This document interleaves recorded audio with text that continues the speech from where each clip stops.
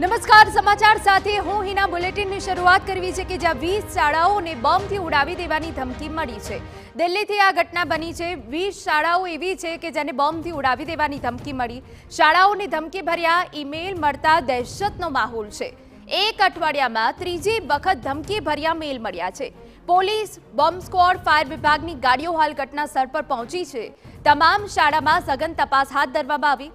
મળતી માહિતી મુજબ રોહિણી સેક્ટર 3ની અભિનવ પબ્લિક સ્કૂલમાં બોમ્બ હોવાની પોલીસને સૂચના મળી હતી. જે પછી રોહિણી સેક્ટર 24ની સાવરન સ્કૂલમાં પણ બોમ્બ હોવાની માહિતી મળી.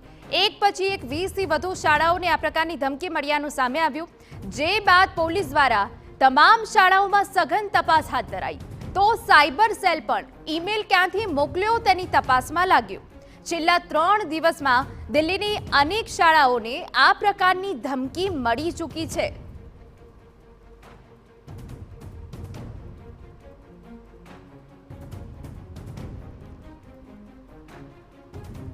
તો એક નહીં પરંતુ દિલ્હીની આવી 20 શાળાઓ છે જેને આવી ધમકી મળી છે બોમ્બથી ઉડાવી દેવાની, અને અઠવાડિયામાં ત્રીજી વખત ધમકી ભર્યું મેલ મળતા ખળભળાટ છે.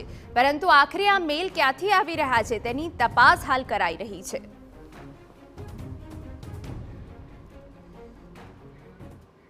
સમાચાર